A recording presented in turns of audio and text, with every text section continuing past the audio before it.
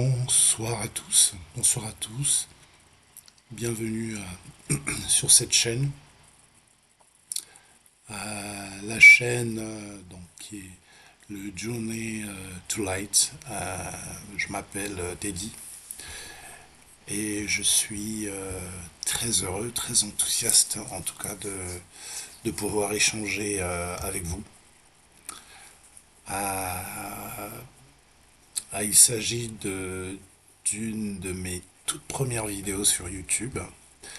Et donc j'ai hâte de pouvoir partager avec vous les messages du Seigneur. Oui, oui, je suis très heureux. Alors ces messages sont destinés à tout public, que ce soit pour des croyants, pour des non-croyants. Il était important que je fasse cette vidéo.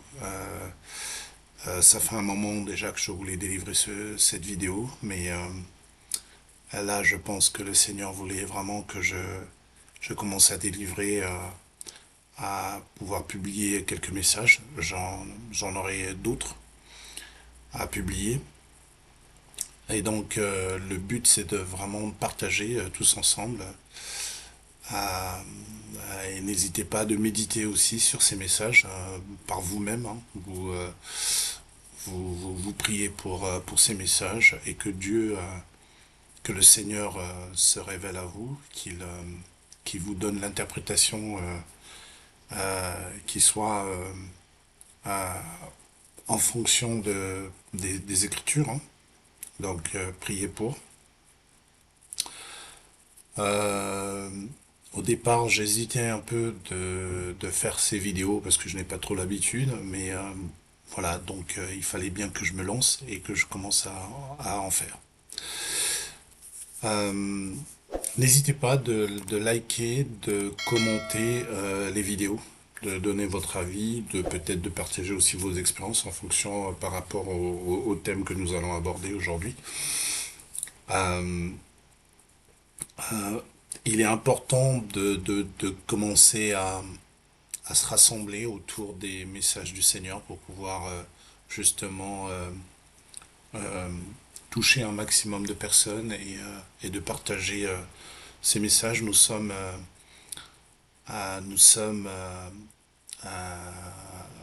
nous vivons une époque qui, je n'ai pas besoin de commenter, vous voyez par vous-même tout ce qui se passe en ce moment dans le monde. Euh, voilà, donc il y a de plus en plus de choses spirituelles qui apparaissent, donc il est important de pouvoir se rapprocher du Seigneur et de commencer à méditer sur ses paroles. Alors, le thème que nous allons aborder aujourd'hui, c'est un thème qui est essentiel, puisque nous parlions des événements actuellement.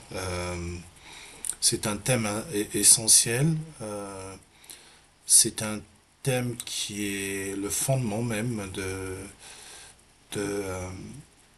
d'aujourd'hui, du renouveau, de l'alliance que c'est un des fondements en tout cas, mais une notion qui est très importante, mais oui, c'est ce qui permet en fait de pouvoir rallier euh, et de pouvoir de réétablir en fait cette alliance avec le Seigneur. Et il s'agit du pardon. Alors le pardon a il y a plusieurs ramifications. Il y a pardon déjà, il y a le pardon parce que c'est un Dieu de grâce, c'est un Dieu de miséricorde, c'est un Dieu qui qui pardonne euh, dès lors que on demande pardon et qu'on se repentit, parce qu'il ne suffit pas de simplement clamer, demander au Seigneur de nous pardonner, mais le pardon doit être accompagné d'action, et l'action, ce qui, en quelque sorte, souligne l'action, c'est, enfin, alors l'action vient après, mais il y a quand même une reconnaissance du péché qu'on a commis, quand on demande pardon.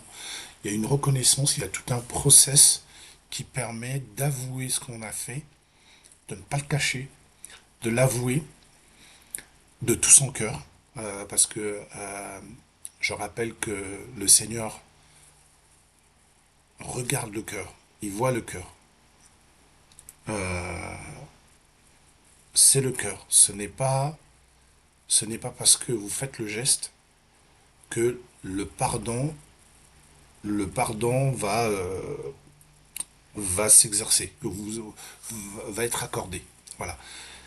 Vous avez le pardon, mais il y a vraiment la repentance. Donc, ça veut dire qu'on prend une décision, on se dit qu'on ne veut plus le faire. Ça ne veut pas dire qu'on va pas retomber dans le péché, hein, parce que on porte cette chair qui est faible, qui a ses faiblesses, et donc la tentation est toujours là. Bon, il arrive que l'on pêche et que tout de suite il faut simplement se repentir.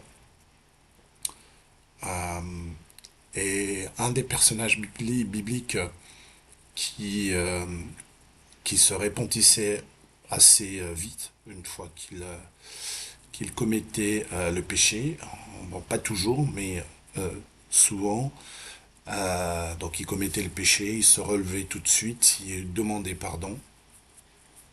C'était David, que dans l'Ancien Testament, je pense également à Job aussi, hein, et donc voilà. Le pardon est un élément important, donc on va essayer de reprendre un petit peu ce qui s'est passé, de pouvoir comprendre un peu, d'analyser les Écritures et de pouvoir comprendre comment Dieu va pouvoir pardonner, et dans quelle mesure il pardonne.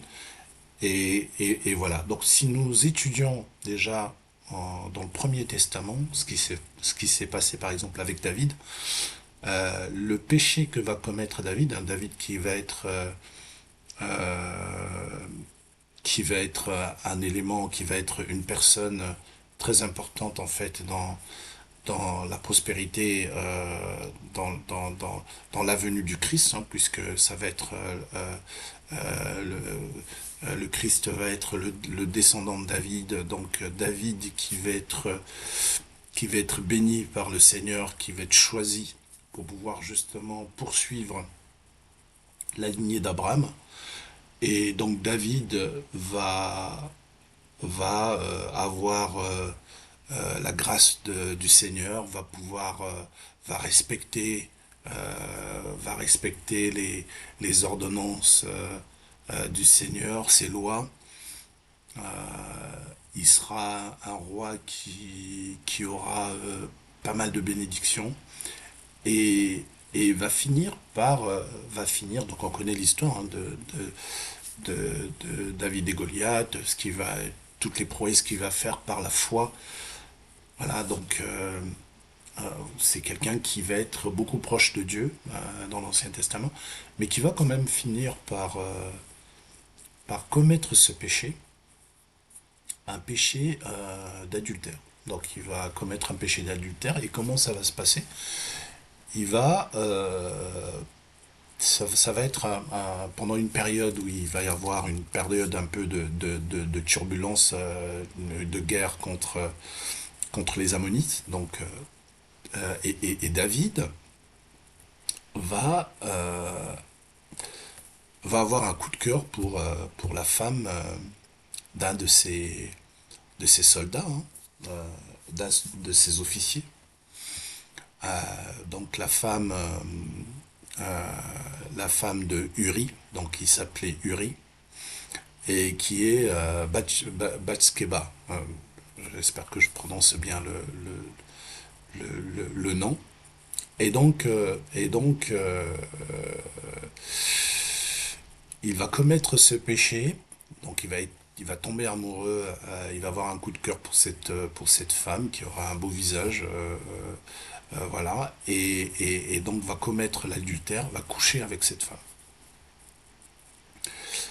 Et pour pouvoir cacher ce péché d'adultère qu'il va commettre, il va, euh, il va essayer de le camoufler en demandant à ce qu'on fasse appeler donc Uri, qui va être lui sur, sur le champ de bataille. Il va le rappeler pour pouvoir justement lui demander de retrouver de retrouver sa femme et voilà donc voilà. J'explique pas, il y a quand même un terme, mais il va finir par coucher avec la femme du riz, et la femme du riz va lui annoncer qu'elle est enceinte, voilà. Et donc pour pouvoir camoufler donc ce péché, donc il fera appel à Uri, et Uri qui donc il va demander à Uri de rentrer chez lui, que voilà, qu'il avait déjà, il voulait avoir des nouvelles en fait sur le champ de bataille. Donc il va lui demander de le faire. Uri ne le fera pas. Il rentrera pas chez lui parce que bon, il va considérer que voilà, il y a un peu tout le monde qui campe, il y a des soldats qui campent, il y a des serviteurs qui sont là. Pourquoi est-ce que lui il irait, euh, il irait rentrer chez lui, avoir ce privilège, retrouver sa femme tranquillement. Donc lui en espérant qu'il couche avec sa femme et que du coup l'enfant ne soit pas soit peut-être reconnu comme étant l'enfant plutôt de du riz, hein, donc de semer un petit peu la confusion. C'est ce qu'il a essayé de faire. Et donc comme Uri ne va pas le faire, qu'est-ce qu'il va qu'est-ce qu'il va décider? Il va essayer de faire mourir Uri. Donc il va essayer de l'envoyer sur le champ de bataille. Donc il fera appel à un de ses bras droits, hein, qui sera sur le terrain, et il lui dira, ben, écoute, il faut que tu mettes Uri vraiment au cœur du combat pour qu'il meure. Voilà. Et voilà. Donc du coup, il le fera. Et Uri va exécuter, puisque le roi lui demanderait d'aller secourir et d'entrer dans le cœur du combat. Je ne vais pas rentrer dans les détails, vous retrouverez des versets qui relatent de tout ça, qui vont vous donner un petit peu plus de détails sur le champ de bataille.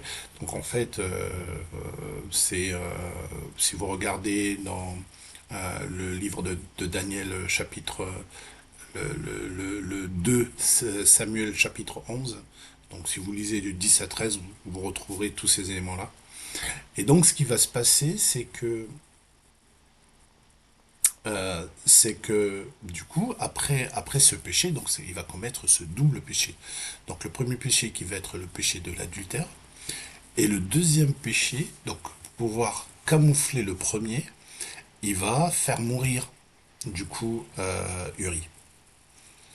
Et donc le Seigneur va trouver ça horrible, il sera en colère de voir cette action menée par, euh, par David, et, et le Seigneur va le prendre comme étant un mépris complètement. Et, et le Seigneur, et Dieu n'aime pas le mépris, il n'aime pas le mépris, voilà. Donc, qu'est-ce qu'il va faire? Le Seigneur va passer par un prophète, un des prophètes de l'époque, qui s'appelle Nathan. Et donc Nathan va aller voir David. J'entre pas non plus dans le détail, et il va lui expliquer toute une histoire pour laquelle il sera un peu offusqué, et finalement il va lui dire que non, mais c'est toi, parce qu'effectivement tu as commis ce péché, tu as commis ce péché, et donc le Seigneur voulait que je t'en parle. Et on sait que suite à cela, le Seigneur dira, proclamera que, que, que l'épée ne sortira pas de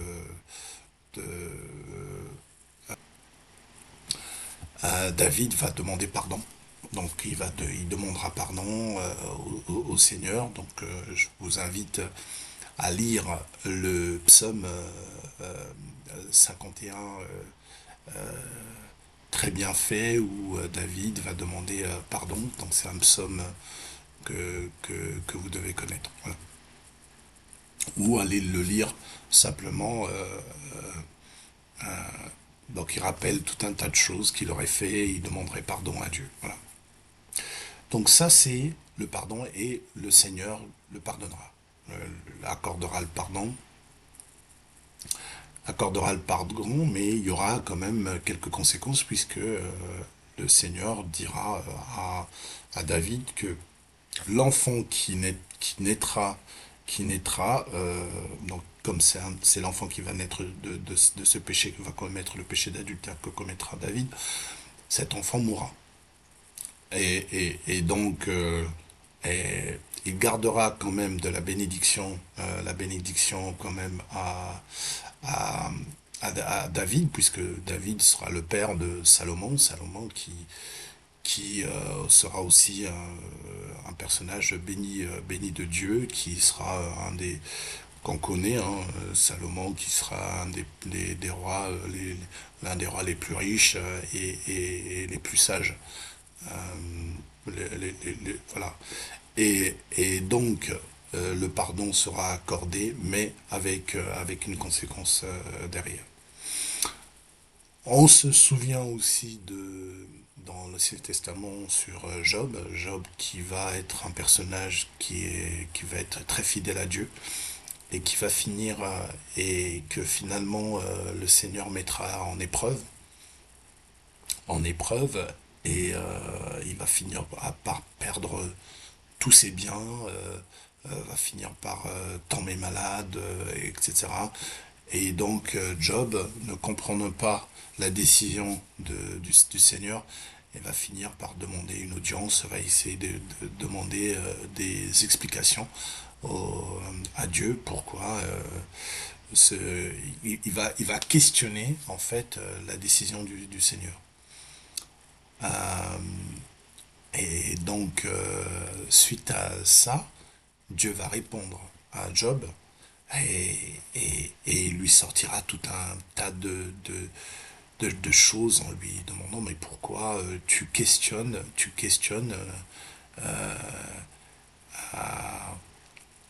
pourquoi tu questionnes et il va pas apprécier, en tout cas le Seigneur n'appréciera pas ces questionnements.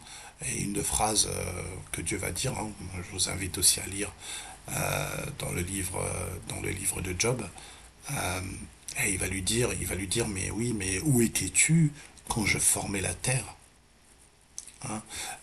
Dis-le si tu es intelligent, hein? Qui en a fixé les dimensions, le sais-tu? Sur quoi ces bases sont-elles appuyées? Qui a fermé la mer avec les portes? Voilà, donc il y a tout un tas de récits comme ça que le Seigneur va sortir à Job pour dire, mais voilà, mais qui es-tu pour pouvoir questionner les décisions que je prends? Voilà. Donc hein, on le rappelle souvent hein, que le Seigneur, les voies du Seigneur sont impénétrables et que aujourd'hui nos pensées ne sont pas ses pensées. Ce que le Seigneur prépare, ce que le Seigneur fait, on a, on a des fois uniquement une portion, peut-être même un grain de tout le spectre que le Seigneur prépare pour nous. Donc c'était une manière de dire, voilà, tu ne questionnes pas ce que je fais, car tu n'as pas la vision, tu n'as pas l'intelligence pour pouvoir me questionner. Voilà. On sait hein, que Dieu est l'alpha et l'oméga, c'est lui qui a créé l'univers, qui a créé toute chose qui vit. Donc nous étant humains, euh, qui sommes-nous pour questionner Dieu? Donc voilà. Donc c'était un peu cette leçon-là. Et le Seigneur va finir par rétablir Job. Donc il va lui redonner toutes les richesses, euh, puisqu'il aura perdu en fait toute sa famille, sa richesse, et il le rétablira et il le rendra beaucoup plus riche qu'avant. Riche qu'avant, il aura toute une famille, voilà, donc il regagnera tout complètement.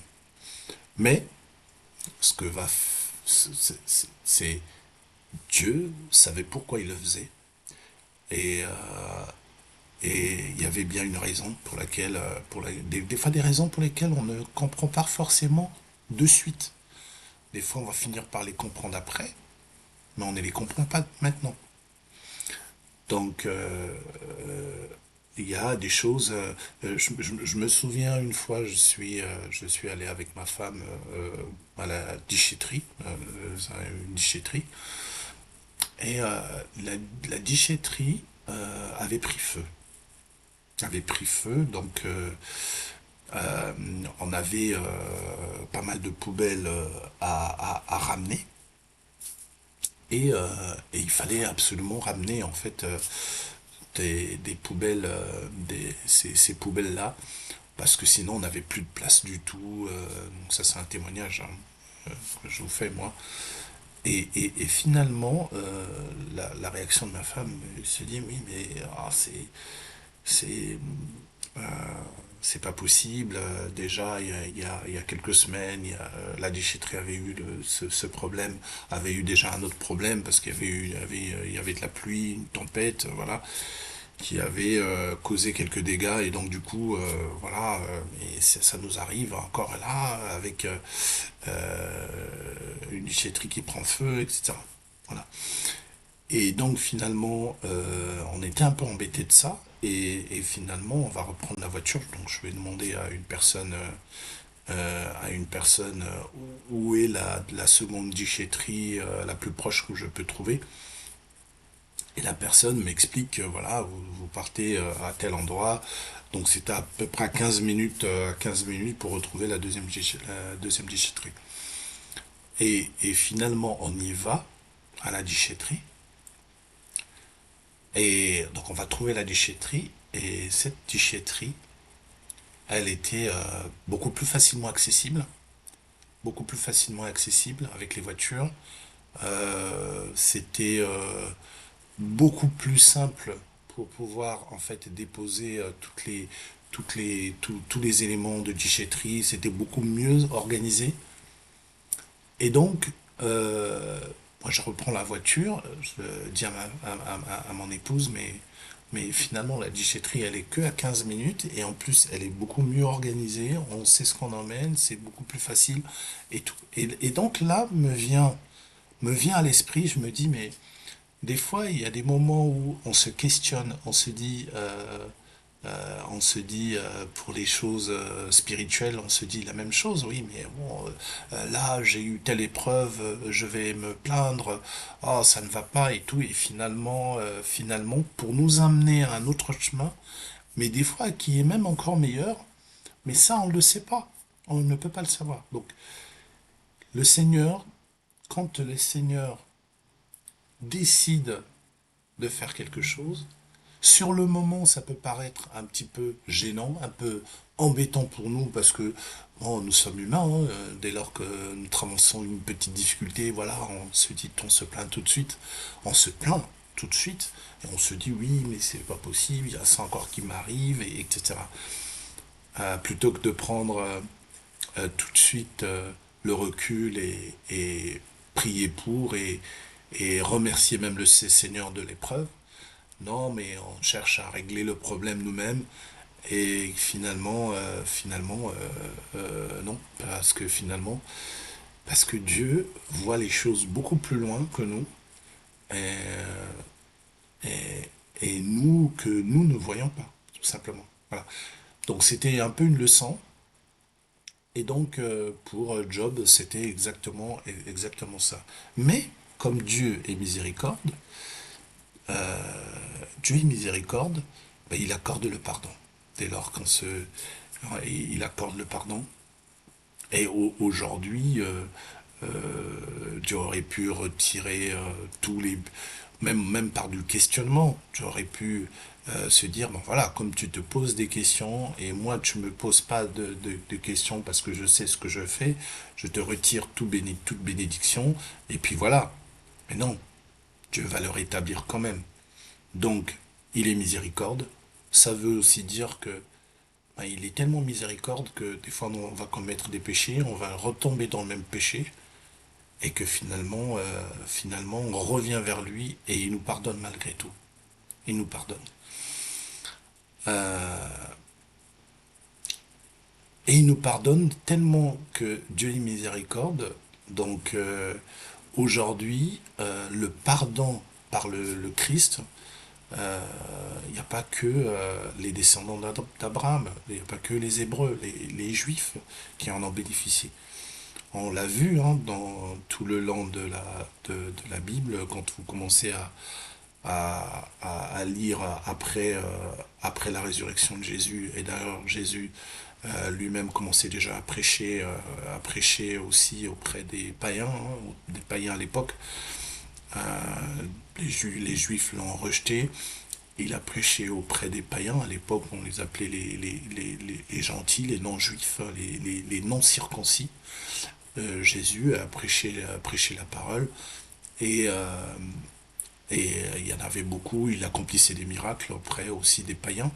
Et donc, Dieu ouvrait la porte également aux païens. Donc, aujourd'hui, Dieu aurait pu se dire, bon, voilà, ceux qui connaissent mes lois, je vais uniquement donner ma bénédiction et ou donner la vie éternelle, le salut, seulement aux circoncis ou aux juifs.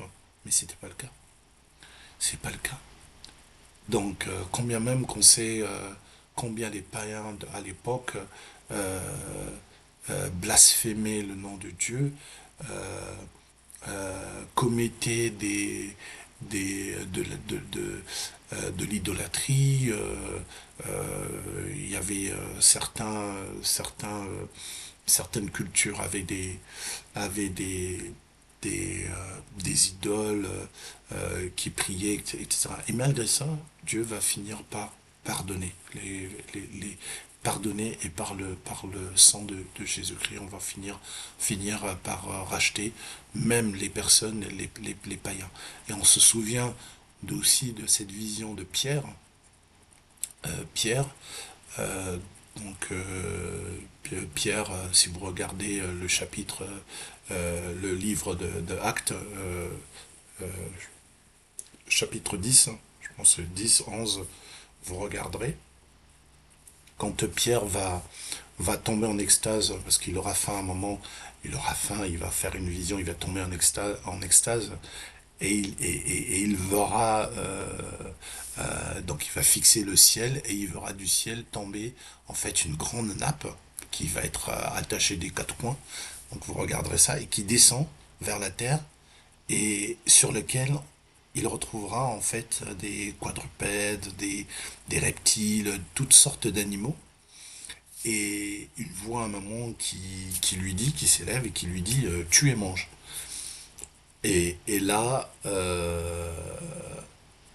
Pierre qui répond à la voix en disant que ben non, je ne mange jamais rien, je ne mange pas ce qui est souillé, souillé ni d'impur, manger de souillé ni d'impur. Et là, Dieu lui répond, donc la voix c'est Dieu hein, qui lui répond, il lui dit, mais ce que Dieu a déclaré pur, ne le regarde pas comme souillé. C'est ce qu'il lui dit. Et donc cette phrase, c'était pour dire qu'aujourd'hui, mais, mais qui es-tu pour déclarer que ce sang, que ça c'est souillé ou ça c'est impur? Voilà. Donc ça, c'était aussi un rappel par rapport aux païens. Donc aux païens à l'époque. D'ailleurs, il y aura une personne qui aura une vision C'est l'histoire de Corneille, hein, donc suite à cette vision. Donc il y a Corneille qui va être un Romain, hein, qui va suivre un petit peu un petit peu les lois, les prédictions. Donc voilà, donc on voit que Dieu ne regarde pas le passé d'une personne, que, qui ait un passé terrible, que ce soit un passé, quelle que soit la culture, quelle que soit la tradition. Dès lors qu'on reconnaît, on demande pardon, et qu'on le reconnaît parce que de toutes les façons, c'est Dieu, hein, qui a créé, comme Paul l'avait souvent dit, c'est Dieu qui a créé les païens et qui a créé aussi les non-païens. Donc c'est un Dieu de tout le monde, de tout l'univers. Donc le pardon peut s'accorder à tout le monde. Donc aujourd'hui, quelle que soit sa culture, quelle que soit sa tradition ou autre, euh, voilà, Dieu pardonne. Dieu pardonne. Voilà, donc c'est ce que j'avais à dire sur le thème d'aujourd'hui, le pardon. Donc n'hésitez pas à commenter, à liker la vidéo, à le partager comme je l'ai dit en début de vidéo. Merci à vous. Merci. Allez, au revoir.